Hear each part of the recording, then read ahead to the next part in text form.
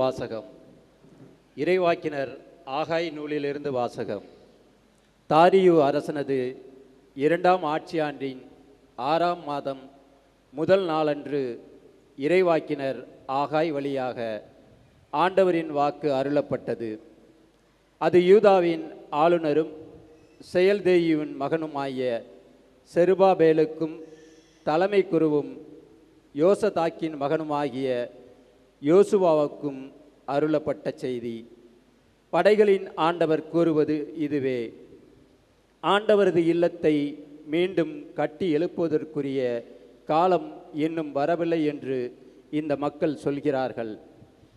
அப்பொழுது இறைவாக்கினர் ஆகாய் வழியாக ஆண்டவரது வாக்கு அருளப்பட்டது: இந்த கோவில் பாலடைந்து கிடக்கும் இந்நேரத்தில் நீங்கள் மட்டும் மாட மாளிகைகளில் குடியிருக்கலாமா?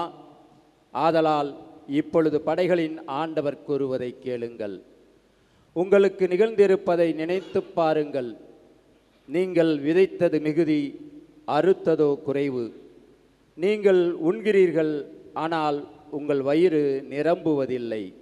நீங்கள் குடிக்கிறீர்கள், ஆனால் நீங்கள் நிறைவு அடைவதில்லை. ஆடை அணிகிறீர்கள், ஆனால் உங்களுள் எவருக்கும் குளிர் நீங்கவில்லை. வேலையால் தான் கூலியாக வாங்கிய பணத்தை பொத்தலான பையில் போடுகிறான். உங்களுக்கு நேர்ந்துள்ளதை நினைத்து பாருங்கள் என்று சொல்கிறார் படைகளின் ஆண்டவர். எனவே மலைக்கு சென்று மரம் கொண்டு வாருங்கள், என் இல்லத்தை மீண்டும் கட்டி எழுப்புங்கள். அது எனக்கு உகந்ததாயிருக்கும். அங்கே நான் மாட்சியுடன் விளங்குவேன் என்று சொல்கிறார் ஆண்டவர். இது ஆண்டவர் வழங்கும் அருள் வாக்கு.